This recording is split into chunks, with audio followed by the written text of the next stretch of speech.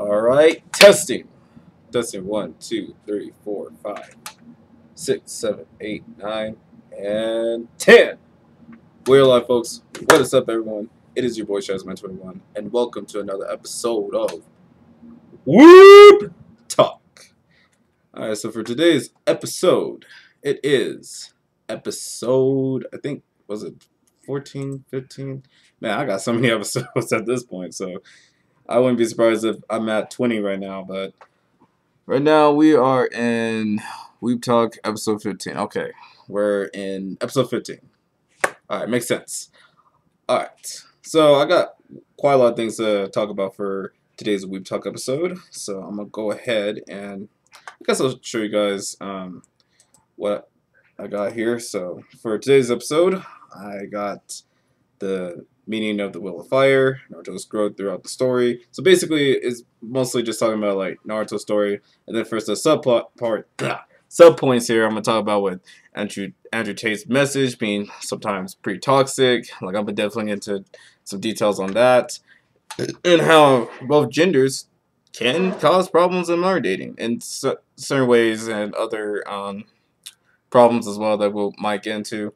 But yeah, those are the subpoints that I might talk about here.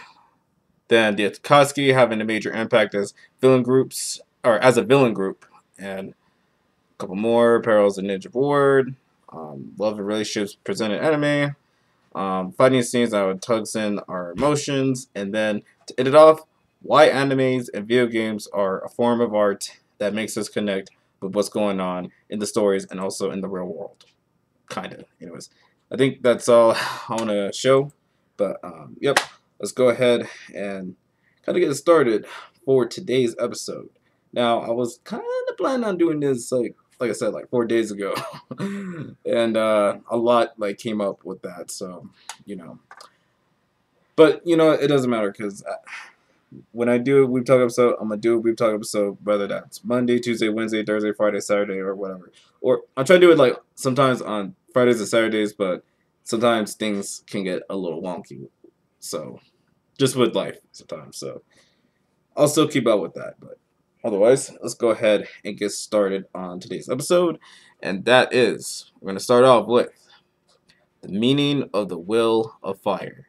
Now, there are different meanings when it comes to the Will of Fire, especially in the Naruto story. You can take it from its actual definition about, you know, the village and just this will to succeed, or just this will to like endure a lot of problems and like be able to like go through a lot with progression. It could mean a lot of different things, but to me, just the Will of Fire, from how I can like sort of understand it, is from like the anime story to like the how I would sometimes interpret it, would be like the willingness to continue to burn.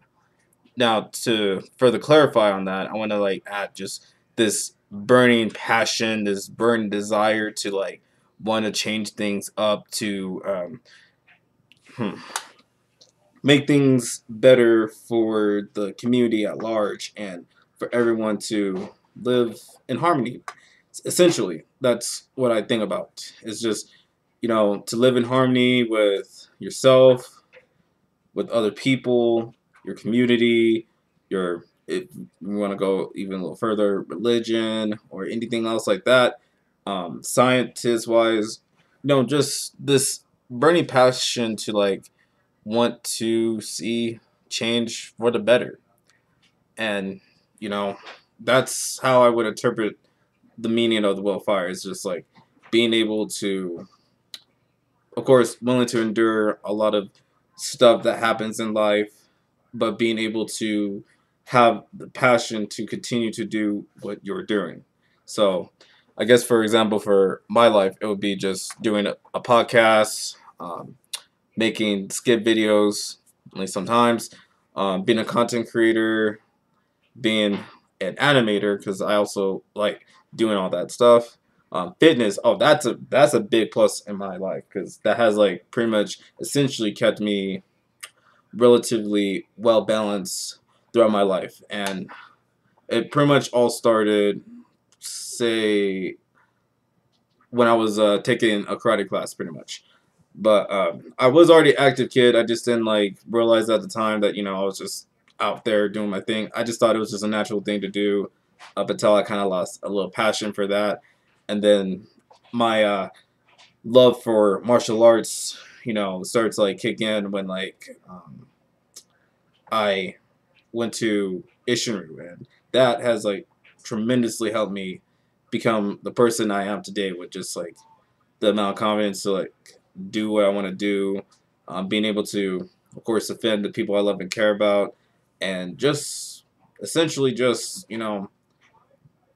it helped me find my passion, pretty much.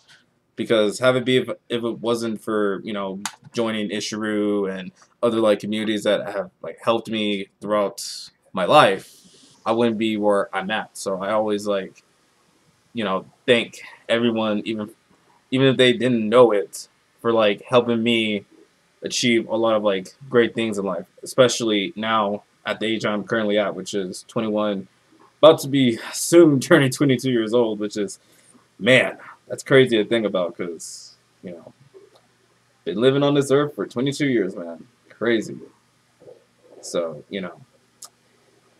otherwise, just to me the meaning of the willing of fire, the meaning of the will of fire is just being able to persevere through adversity, have a burning desire for change, and I want to add another one. I'm trying to like think, because I want to make sure that this makes sense for everyone that is like watching this, and that is this is one point I'm trying to like remember. Okay, I don't know if this is gonna make sense, but let me think here. Okay, damn. Actually, just give me one quick second, real quick. Okay, I think I found a good point for this one, and that is being enlightened to a lot of things, pretty much. Whether that's like, I don't know, in the anime series, it would just be like gaining more Jinjuriki powers to overcome like such adversity, such as like a ten-tailed Jinjuriki, Madarachia, or some alien who the hell ever.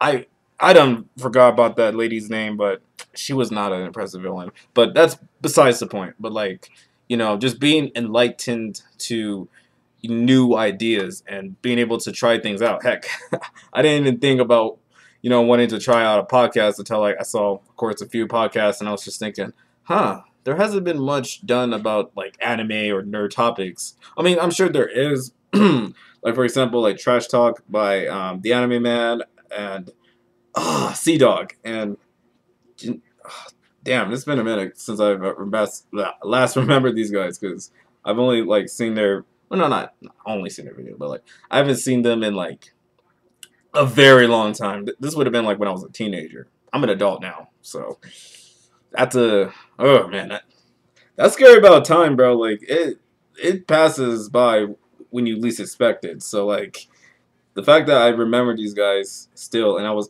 like a kid, or essentially a kid, teenager. I was a teenager back in the day, watching the channel stuff. But anyways, that's besides the point. Yeah, I didn't think about wanting to do like a podcast in any sort of way. I was just like thinking, maybe I'll continue to do more skit videos here and there. But like, I kind of just realized, I want to try something else entirely different. And so far, I've been doing like, animations. I've been doing this a lot of times. And yeah, I just feel like just with this podcast here, it's just like I'm giving you guys, a lot of like, my passion, my burning passion for nerd topics about anything that's like nerdy about stuff, from anime to video games to anything really. And then also giving you guys my raw emotions here and there, and just being able to just fully express myself on camera, and just no cuts. I mean, there's sometimes can be cuts depending on the situation, but like you know when I'm like really, really expressing myself, I just say, what's in my mind in the moment as I'm, currently talking to you guys in the camera. And yeah, just like, you know, the power to go through adversity. What else? Don't mind the background, guys. What else? What did I say? Ah, dang! I already forgot about the last second point. Dang, this is crazy. Um, Power to go through adversity. There was also something about something. God, Lee. Because I already know alignment and all this other stuff, but I just said that like a few times too already. Um, oh, Burning Passion. Burning Passion. Oh my freaking god. I guess I'm so sorry, guys. That took a minute to remember. So going through adversity as best as possible, picking your battles and, being smart about it as well. The burning passion to continue to do, I don't know, just the burning passion to like do certain things that you want to do, and then the enlightenment and the knowledge to learn more things. So I hope that makes sense. I sometimes get all over the place when it comes to that, but hopefully you understand that that's kind of the will of fire. You might have like different interpretations of the meaning of the will of fire. If you guys have a different interpretation, that let me know in the comments. And yeah, that's just how I see it. That'd be interesting for others to like talk about like the meaning of the will of fire. But that's just how I see it. But anyways, let's go ahead and go to another topic, and that is Naruto's growth throughout the story. Now, I'm gonna keep it brief because I'm sure you guys pretty much know a lot about Naruto Uzumaki, especially from his character from when he was a child to where he's, I guess, currently at now as an adult, taking care of, his two kids. He's with Hinata, and he's pretty much I think he's the eighth or the seventh Hokage, I think seventh Hokage. Um, he has been through a lot of stuff, and I'm sure if you have seen the series, you would know what I'm talking about from like, in the earlier stage, dealing with Sasuke's BS all the time, sometimes getting mollywopped by Rock Lee, which he had a peak in Naruto, which to this day, I'm still like dumbfounded that they didn't put in much work with Rock Lee at all. Like, that moment with my guy, when he did his thing, that was awesome. I just wish that Rock Lee would have had the same thing as well and was able to acquire the exact same power, but ended up like, actually working for him, and he didn't get injured because of that. You know what I'm saying? Like, I don't know. That's a tangent for another time, but otherwise, yeah, just from dealing with all types of crap and dealing with people. Heck, even in, I think it was with, what was those ninjas? Ah, man, it's been a minute. Haku and the other guy. Not Zetsu, Zep, Zabora, something like that. It starts with a Z, obviously. I just don't remember the guy's name, but yeah, the dude and Haku, I think. Yeah, it all like really started from there when that moment. I always like get back to the moment where like Naruto was like talking to the dude about like why you just sitting there allowing Haku to like you know be tainted like that, and just like, yeah, he was just like hitting him with some talk no juices at an early age, and I was just thinking, yo, this kid is speaking facts. What is going on? And then like this always like hits me the most because like this is like right after like right before like the dude dies is when he said, "Your words cut deeper than a sword." That's deep, bro. Like he really went for it, and that he made that dude change his mind and like fight for his life. Like, oh man, godly. And how old was Naruto at the time? Like 13, 12 years old. It was a 12 and 13-year-old kid, pretty much a pre-teenager, preaching about life. Think about it. I mean, not preaching about life, but I'm saying like preaching about like the situation about why are you allowing this to happen? Why don't you do something about it? And just man, wow. I just not I just didn't think about that because like I was just thinking, oh yeah, that happened. Oh, that's sad. And now just looking back, I'm like, wow.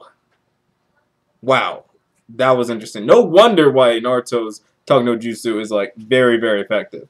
Now, it's not effective with other villains that are just obviously like a bunch of a-holes and they don't really give a crap. Like Kid Buu, like that's obviously not gonna work because we know Kid Buu just does not give a shit, obviously. But you know, with anybody else, you know, that has like that were once like um, had some morals, but unfortunately was corrupted because of such situations, but was pulled back from to the light when like someone like reminded them of their humanity. Wow, I didn't realize that. Because that's exactly what happened. Naruto literally reminded this guy of his humanity. And he fought for it to the brink of death. Like, murking them, motherfuckers. And then killing the boss, too. Showing, like, you know, not everyone has control over the, the human spirit. That's crazy. Yo. I did not realize that. I remember watching as a child, I was just like thinking, oh man, Naruto, But now I'm just like, just with all the context that have like happened in the story that I won't get into, you know, from like, you know, Naruto, Sasuke, and then the Naruto Shippuden when he got older, and the Jiraiya situation, and all this other stuff, pain, and let's see, also, you know, becoming a, you know, being able to control the nine-tailed Jinchuriki, aka Kurama, rest in peace to him.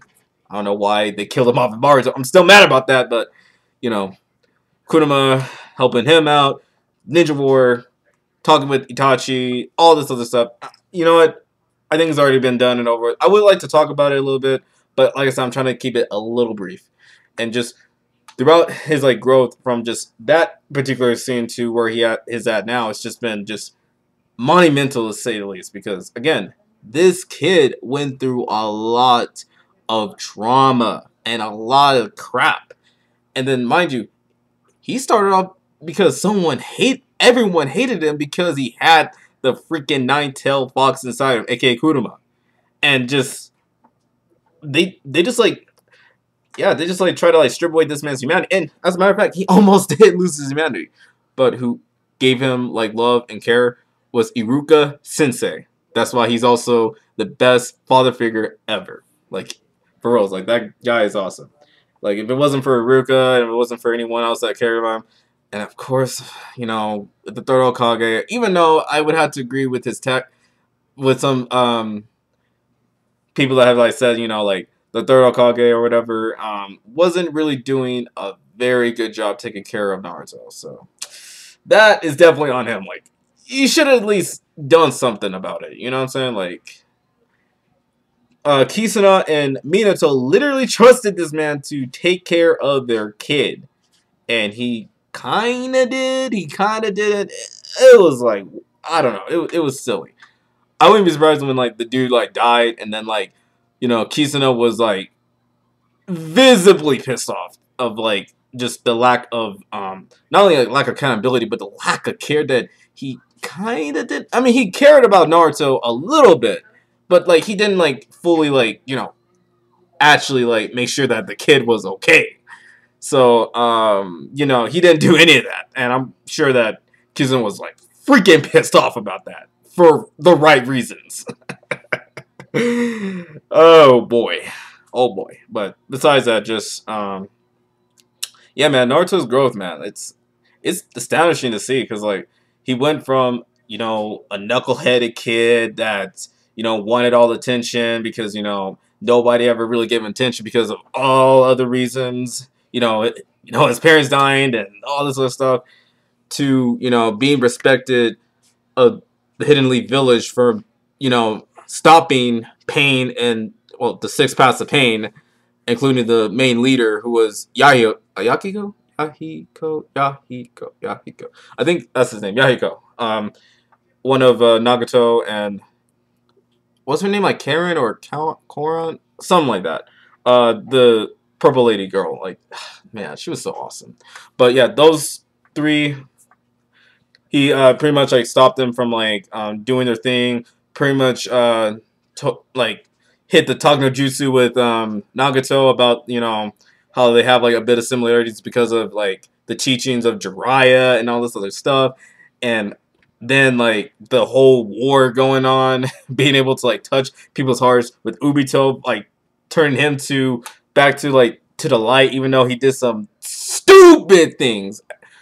I don't care what he said about like, oh, the reason, oh, you think I didn't start the war because of rain? Motherfucker.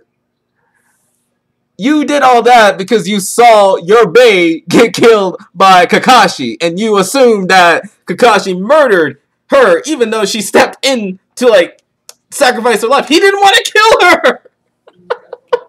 But he's like, oh, you think I was doing this all for Reem? Yes, you did. You literally started a fourth grade ninja war because it all started because your girlfriend died. But anyways, again, that's what the nerd mean. Just saying like, Ubito sucked a little bit. But you know what? I'll give him a little bit of credit when he decided to actually like see the light finally. He did hook a brother up. He even hooked Kakashi up too. So you know what? I ain't gonna hit on him a little bit. Like other than like causing a stupid war because of simp behaviors. Yeah. Other than that, just he definitely touched the heartstrings, and he was able to like connect with Ubito in a way that's like relatable because they both wanted the same thing. It's just that Ubito unfortunately dealt with a lot of shit, and like he died. He died before like Madara, who was like old as hell, like saved him and shit, and all types of stuff. But yeah, the growth of Naruto, man, it's just great. And if you guys have not seen Naruto for whatever reason, especially from the beginning when he was a child to Shippuden and to the ending of Shippuden to, Naruto the last, and if you guys really want to, you can watch Naruto. Please go check it out. Go check them out. Alright, like start from beginning all the way up to the end with, Naruto becoming Hokage and stuff. Because that is awesome. And if you guys really want to continue with the series, you can watch Boruto, The Next Generation. Even though I cannot stand Boruto to the core, I don't care what people are going to tell me, like, oh, you need to watch it, you need to watch it. Fuck that little nigga. He sucks. I care about Naruto and Naruto only. Well, not Naruto only. Hinata and the little girls. Okay. I might watch it because, Naruto's daughter is actually awesome. And she's such an amazing baby girl. But Boruto? Oh, you little shit. Trying to be Sasuke? God damn. Anyways, I think that's, like I said, I want to keep it brief. And if you guys want me to go any further details with, Naruto's growth and stuff, just let me know. But I want to, like, keep it just a little brief. So... Anyways, we're about to head to the subpoints. So, I think I talked about Andrew Tate before about like his messaging and stuff. So, like, I want to clarify. I also want to make sure that some people understand, like, who knows if this guy is really a good person or not. We're not talking about just him as a person necessarily. Although it does come to a point about like, about like the dude himself being like that. But yeah, the dude's message about, with guys in general and just like the way that he talks about like women sometimes is slightly problematic in a way that's just like, you cannot force your will upon another person at all. That doesn't work like that. And then to like, sell this idea that, you gotta be like rough, tough, and be macho and manly and just all this other stuff, and just making it as like a criteria that every man in this whole entire world should like aspire to be is really weird. Because the thing is, everyone should at least aspire to be, courageous, brave, understanding of other people, empathy, and, standing up for others. Like, that should still be talked about, but it's just like, there's just, I don't know. I think there's just ways around like getting to a certain message to like, talk to, men, women, whatever. But in this case, like with like the message sometimes usually being targeted to men, I just think that, not every man needs to fit the mold of being this tough guy all the time and just being devoid of all emotions. It's like I can maybe understand just like if you are, I don't know, just way, way too emotional. I mean, I'm talking about not being able to control that. I can understand that to a certain extent. To a certain extent. However, it's okay to feel all types of emotions. It's okay to cry. It's okay to, you know, how should I say this? It's okay to get mad. It's okay to feel all types of emotions. Give me a second, guys. Sorry about that, guys. Had to see what my I was talking about. But anyways, let's get back to just the message and stuff. Like again, it is okay to feel emotions. If you are a human being, you will feel all types of ways. Whether you like to admit it or not, you can feel, and it's okay to feel. You know, shit, we already get through a lot of stuff with mental health as well, like especially depression, anxiety, and just a lot of stuff that can happen, man, due to just a lot of shit that can happen in life, PTSD as well, and you know it's okay to feel overwhelmed. But if it gets like so like bad, like you can't even talk to another person, that's not good. Please reach out to someone that you trust. Please go out and just talk to somebody. Heck, if you gotta talk to a therapist, you can. But I understand that nobody, may not necessarily afford that. But just at least talk to someone that you trust that will understand your situation and will, at least help with you whenever possible to, help, make you feel better. You know what I'm saying? Because shit, in life, it's already like such a huge problem already with what's been going on in, today's world with just so much hate, violence, war, and just it's so much. It's very, very overwhelming. But and we don't need to poke yet another fire that's still, for whatever reason, still like going on, but now it's like exacerbate bigger. You know what I'm saying? So yeah, that's why I say like those kind of message where it's like, oh, you need to be tough, you need to be macho, you need to be masculine, you need to be alpha. I hate that. I hate that messaging because that just basically just states like, oh, you feel anything that's feminine and weak, such as like caring about another person, oh, and you know feeling all types of things. Yes, that can happen. And when you're a leader, like being a leader, is already stressful enough because you gotta stay calm throughout the whole, like, pretty much staying calm under pressure with a lot of things. So I definitely commend a lot of people that are like leaders and are leading by example and leading, you know, people to hopefully a better place and stuff like that. I commend them for that. But it's just like we all still deal with a lot of things that happens in life. So, you know, again, don't mind the background. They're doing their thing, but yeah, just like I said, you know, the message with what Andrew Tate is saying is just bad, man. That's all I'm like really saying. Like anything like him as a person, I don't know. Like I practically don't care what this man does because again, he's a grown man. He can do whatever he wants. Whatever. He's gonna suffer the same consequences just as much as we do. All right, with anything. So that's all I'm gonna say about the guy. All I'm saying is just his messaging, especially targeting to young guys and stuff like that, is bad. And you should take his messaging with a lot of grain of salt. And I would also recommend just finding other people that is like a positive example of masculinity.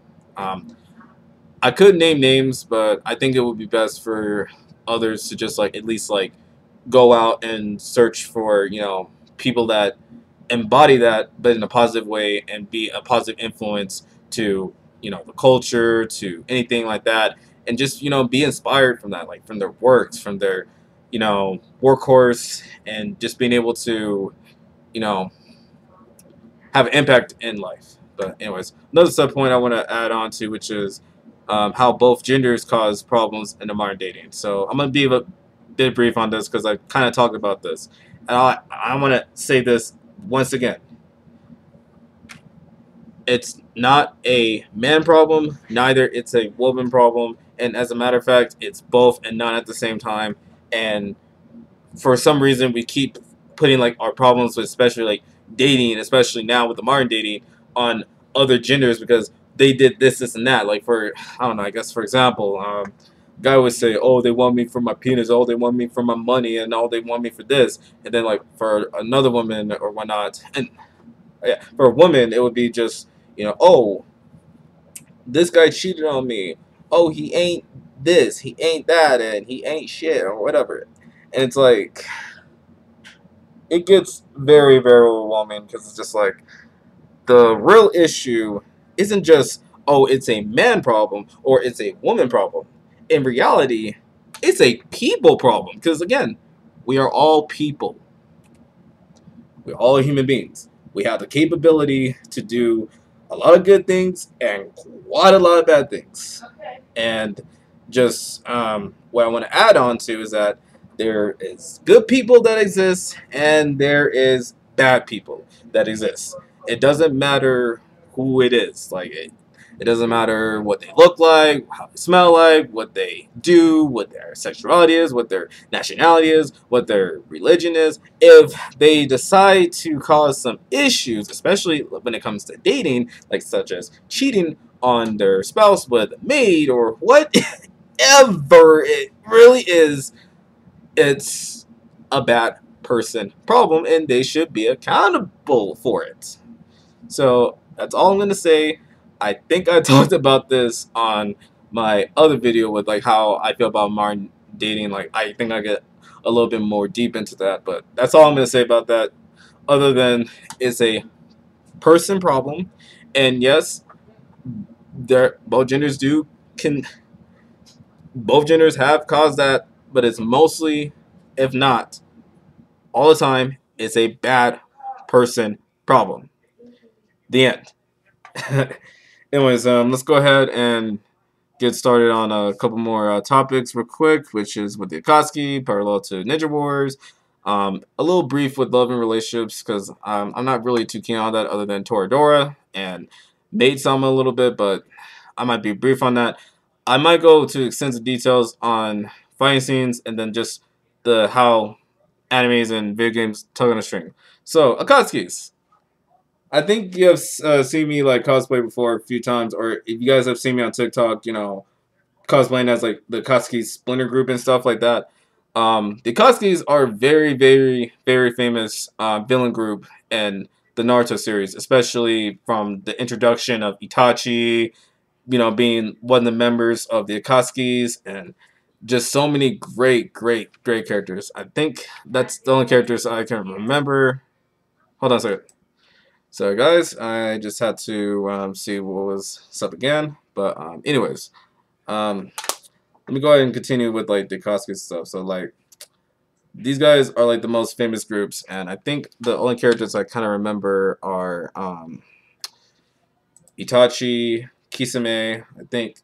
But the rest of the characters is Kabuto, Kakuza, Datara, Kanan, the purple chick with the hair, Sasori, Hayden, and I think Orochimaru was an honorary member, but he wasn't really on there for long because he was really trying to like get at Itachi for weird reasons, but obviously didn't quite work because Itachi was not gonna allow that to happen. But still, yeah, these guys are like very, very famous, and man, did they had an impact on not only like the Naruto world, but just the real world itself to an extent too. Because not from and I guess from aesthetics wise, the red cloud, the red cloud with the white outlines of the cloud and the black um, background, sometimes in black cloaks too, is like very iconic. It's like super duper awesome to like see like a lot of people like cosplay as them, and they just had like such a major impact. Like I mean, they changed the landscape of the world itself with again, it's unique characters and their mission, which is mostly because of like Madoru Uchiha, becoming, you know, creating like a perfect world essentially. Like Infinite Tsukiyomi, if you guys remember. Like it was supposed to be a thing where it's just like everyone just like sleeps for eternity and whatever, and just like has like dreams of aspiring to be this, and that, and it's pretty cool. But besides all that, the Kotskis just had such a big major impact on a lot of things that like even like the villain groups that we know of like from like comic books and stuff, they're cool and all. Like the mutants, what was their names? It was Houseman, or what was the Magneto's group again? It had to be like, um, it was the opposite of X-Men. I think it was just the mutants. I think I forgot. It's been a minute since I've been in the comics scenery. I'm sorry, anyone that's been, like a very big comic book like nerd that like knows the actual name of the group that it is, but it's been a long time since I remember those guys. But the Akatsuki's, man, they had such a major impact on a lot of things from like what you wear, where you act. Sometimes just having their own little like series too. I think they should do that. Like just being able to see how they're able to like capture Jinchurikis would be kind of cool. And yeah, man, like the Koskis, man, they're really awesome. And the new groups in Barso, I mean, I guess they're cool. I mean, I don't know what their group name is. They're pretty much based off the main villainish from the Naruto Shippuden lady space person, whoever. Yeah. I don't think I'm gonna get into too much of that. But like, I don't know, they just never had much of an impact as in the Akatsuki's, because like at least then the Akatsuki's actually had goals and they were able to accomplish a lot of things, and it was just they had so much unique characters that you can like sometimes sympathize with sometimes, especially Itachi. But otherwise, the Akatsuki's are awesome. They had such a big impact in the story. And then, like, transversing from that to, like, the Ninja War and sometimes the wars that are fought in real life, which is quite a lot of that. I would harken the Ninja War as in the way that's, like, essentially what we have, like, as world wars. The Ninja War is basically just every, like, nation out there, going to war for stupid reasons, pretty much. Which is pretty much how wars usually start, is because stupid reasons. But, otherwise, it's just like, there's like the first, second, third Great Ninja War, and so far in human history that we currently have with wars and stuff, like the only major wars that we really had has been World War I and World War II, and with what's going on with today's world, yeah, it seems like World War III may be a possibility. I hope it doesn't, but as far as things goes right now, yeah, there's that, and then there's just so much going on. So there's just like so much going on. That's the thing. Same with like the Ninja War. There was like so much going on and just so much like bloodshed. That's exactly what's going on in real life. It's insane, dude. How much like art really does imitate life, and life does pretty much the same thing. So it's crazy to think about. But hey, that's why art is amazing. But still, yeah, the Ninja Wars, man. They are just as sucky, if not more suckier than, it's the same thing essentially, but the parallels is just very striking, man. Like there was so many like wars that just like so many like even like big characters from like back in the day too were like getting killed. Like Tsunade's like siblings to like Madara's younger brother getting killed by the second Hokage, or essentially was going to become the second Hokage after Harashima, or her, whatever the dude's name was. Uh, what was his name? Hiroshima. It had to be something like that. The guy that's pretty much like essentially like the god of ninjutsu, not ninjutsu, yeah, essentially with like the wood style that Yamato had, because of the dude himself, who had a younger brother who is a racist to the Uchihas, which kind of shows because he killed an Uchiha who was Madara's younger brother. So yeah, that happened. But yeah, like there was a lot going on in that situation. And then even like Tsunade too with you know, also losing the love of her life, and then also ended up in a Ninja War herself, like plenty of times too. Even like in the fourth one with like Naruto and all them, and yeah, that one was crazy because there was a lot of bloodsheds too. And then unfortunately, Neji, one of the greatest, one of like Naruto's like essential supporting characters, unfortunately ends up dead in the whole thing, and he had to like sacrifice his body for that. It was yeah, it was crazy, man. Like that's what I'm saying. Like as much as it's cool visuals to see that, but to like see war sometimes, it's just like the implication of it, like losing so many important people is dire at best and just really sad. Really, really sad. So I think that's all I'm gonna say about that. I think I'm gonna go ahead and finish up with love and relationships presented in anime, especially Naruto, funny scenes and how it tugs on our emotions, and then end it off with animes and video games and how they're like an art form that like really gets at us the most. So starting off with love and relationships, I'm gonna be a little brief on it and say that you know, oops, sorry guys, I thought I got it.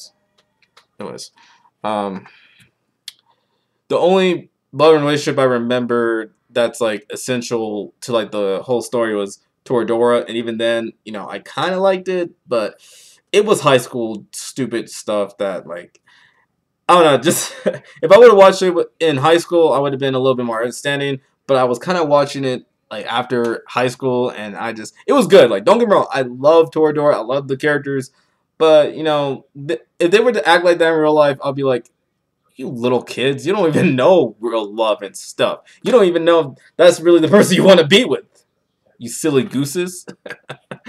Yeah, they were cool and all, but Maid-sama was also a good one. I think Food Wars had a little bit of that, but not really. But in like shonen animes, like for example Naruto, Naruto, Dragon Ball Z, One Piece, sometimes, and like Tokyo Ghoul, sometimes there's like that relationship subplot that would be like really interesting from like Sakura and Sasuke to Naruto Hinata, and sometimes I've also seen like Jiraiya and Tsunade being shipped sometimes. That one's pretty cool.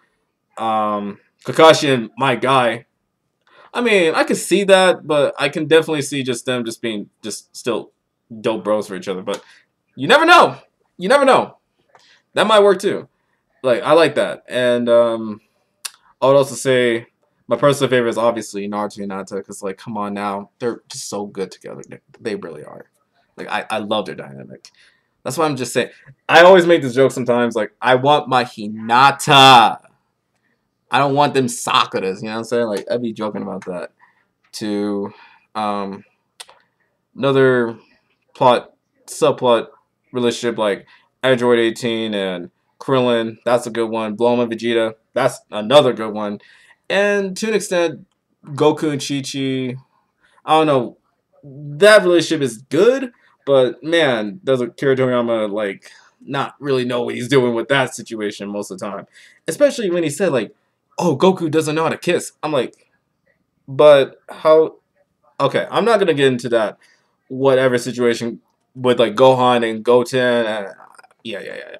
Anyways, besides that, it's a great relationship, especially from the beginning with like with Goku and Chi Chi being very cute together when they were kids, and sometimes an adult they have like some moments together, which I wish they could have at least shown. Like not like I don't know, they never like shown a lot more of that than when they were kids. So I guess, but otherwise that's a pretty good one too. And Tokyo Ghoul, it's God Kin Kaneki and the lady. The hold on a second. I gotta look it up real quick. What was characters' names? Uh, it was not Renji. Who the heck was it? Oh, Toka. Shit.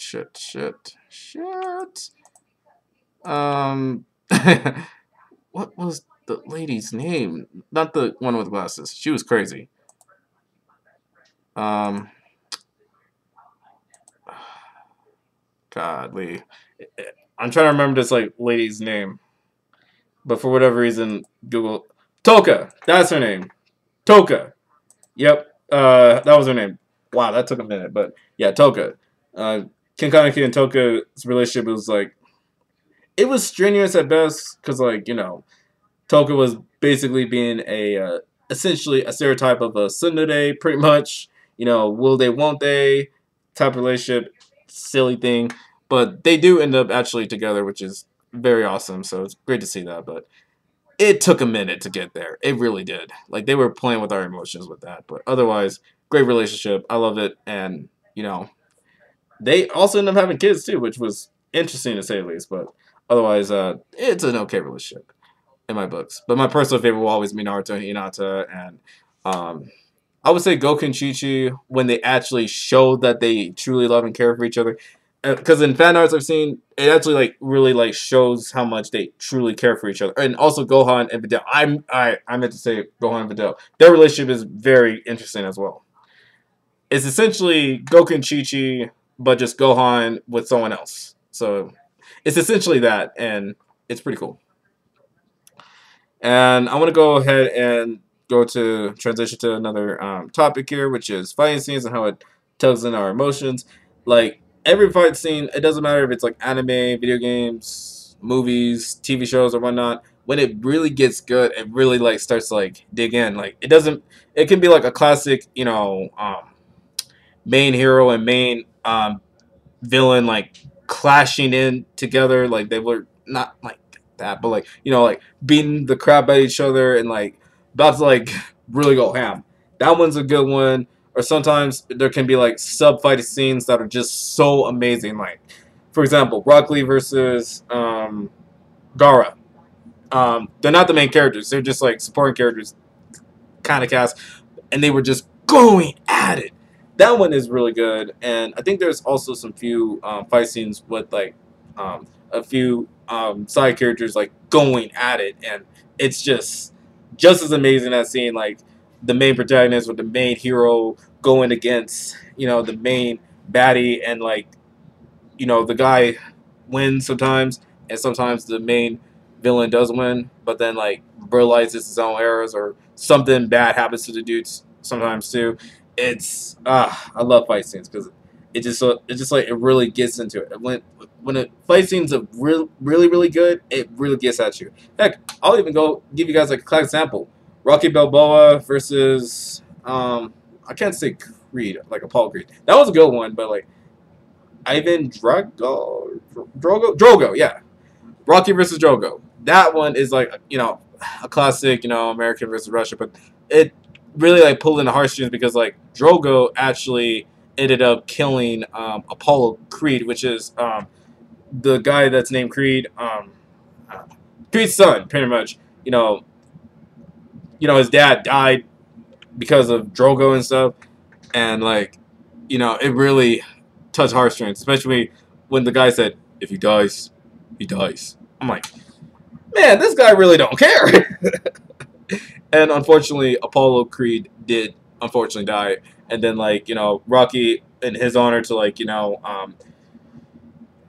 beat the dude. It man, I want to watch Rocky again because like it's been a minute, but like that like whole movie itself was just like him like coming back to like avenge the loss of his friend. That one was really good, and I think it's been like done before with like when the main hero loses like supporting cast that's like either like antagonist to him, and then like ends up losing him afterwards, or like a best friend. Yeah, it can suck.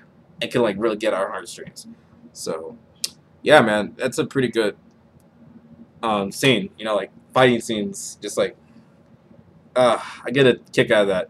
And it doesn't have to be necessarily that. Hey, my most personal favorite fight scene is The Matrix.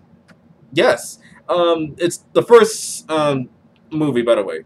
the third one I like that's my personal favorite as well. And also there's Spider-Man versus Green Goblin, which is a great fight scene as well, especially ending one. That one is pretty good. But like Neo versus Agent Smith, like the first fight, dude. Oh my god, it was so epic. It was awesome. It really was, and it like set the mood about like their eventual rivalries throughout the movie, and it's so good. It's the same with like Spider-Man with like, his scene with Green Goblin was great, especially in the first movie, which is my personal favorite of all time, and just so many great fight scenes from anime to anything. It always like motivates me to like like want to like push forward. Heck, even like recent examples like Tom Holland's Spider-Man versus Green Goblin was really good. To All Might going against the um, One for All was really good. Just so much. I actually want to like save that for another time about like just fight scenes in general. I really want to save that as like its own video to like talk about, but it's so good. It tugs in our emotions. It's already tugging into my emotions already as I'm like talking about this and explaining about it. But anyways, I'm about to go ahead and end this off with this last topic I want to end before I go ahead and get started on something, and that is why animes and video games are a form of art that makes us connect with what's going on in the stories and what's going on in the real world. The reason why it connects us so much is because, just the aspects of what happens in anime, video games, and any other entertainment is just basically just a reflection of what's going on and where the story is taking place, essentially. Like, if it's based off, like, a few things, such as, like, for example, in Japan, with like what had happened, like um, World War II, and then essentially, the big boom period of, what was it? Money going on too was a big thing. Sometimes they even talk about apocalypse in a way that's like, the what ifs, like talking in like exclusive details on that, from Akira to Ghost in the Shell to um everything really. Like, man, this is why I love this kind of stuff, because it's just like a lot of things, if you start to like really pay attention, connects very well. Even if, let's say, you have this one story and this other story that's like completely different and separate from each other, but the way that they're still like connected is just through how they're expressing different stories and different ways of like what's going on in the real world, pretty much. Because a lot can happen with that, and we take inspirations from that as like animators to like create something amazing. And uh this is why I'm such a huge nerd with that. But yeah, anyways, that's all I think I'm gonna say about that. Otherwise, all I'm gonna say about that is just the reason why it touches in our heartstrings is because it makes us feel all types of things about ourselves, and makes us like be an perspective on a few things with life, especially when they like tackle like freedom or just a lot of like different topics, and they do a very good job with that. Just like with art too, like with painting and stuff, just as simple as like drawing can have 1,000 different meanings to that. So yeah, it's pretty good. uh I love anime, I love video games, I love entertainment, and it's essentially just like a way to, I guess, sometimes escape from what's going on with the world, but it also like is a way to like further connect us to like a lot of like things that we can like imagine that's like out of this world, and it's just amazing. I don't know what words I want to say about that other than it's like a bliss, pretty much. So yeah, man, I think that's all I gotta say for today's episode. I'm sorry if I was a little like rambling on a few things, but like I said, when when it's like passion, where you like want to like really say a lot of things about certain things, it's just it's good, man. But otherwise, I hope you guys enjoyed this episode of Weeb Talk. How we doing time? We're doing okay. It's almost like an hour, but hey, I explained a lot of things in under an hour, so Wow, that is quite an accomplishment. Like usually I would kind of ramble along a little bit, and then it's like an hour already. But this one was a little bit under an hour, so that's kind of good. That is a record. Where we're at? We are currently at 54 or 55 minutes ish, but yeah, we're gonna go ahead and end this off real quick, but by a certain quote real quick. And I think that is what I think a Stanley quote. And I always remember this all the time. Anyone can wear the mask. And what that really means is that anybody, regardless of who they are, can wear the Spider-Man mask and be able to do something to like make a big change. From Peter Parker to Miles Morales to Spider-Gwen to any of like the casting characters of the Spider-Verse, and even in the story itself with like Spider-Woman, Spider whoever. Heck, you can be a Spider person yourself too. Heck, I've been a Spider-Man fan for a long time. I've had this tattoo for like I don't know if you guys can see it, but I've had this tattoo for at this point like months now. But you know, Spider-Man has like been like such a big influence in my life, and will probably continue to be so pretty much until the day I die. And I like the quote that Stanley would say is that anyone can wear the mask is because it essentially means it's like no matter who you are, you have the choice to do what you have to do, but understand that with great power comes great responsibility. That's also a big quote that I remember as well. That's like very good. Anyways, that's gonna be it, everyone. I hope you took some lessons out of this and be able to use your will of fire. Anyone has a responsibility with their powers. What I'm saying? Like with great power comes great responsibility. Anyone can wear the mask, and at the same time, just do you, be you. And that's always I was gonna keep saying that because I believe that people have a lot of things to do with their life, and I believe that people have the choice of whether to do good or bad or whatever, and it just starts off with you, the individual, pretty much. Anyways, that's gonna be it. This is your boy Shizeman21 signing out. I'll see you guys later. Stay peaceful, stay loving, stay awesome, and always, always, always stay safe, of course, but always be you. Peace, love, and positivity, all, and I'll see you guys in another episode of Weeb Talk. Peace. Boom!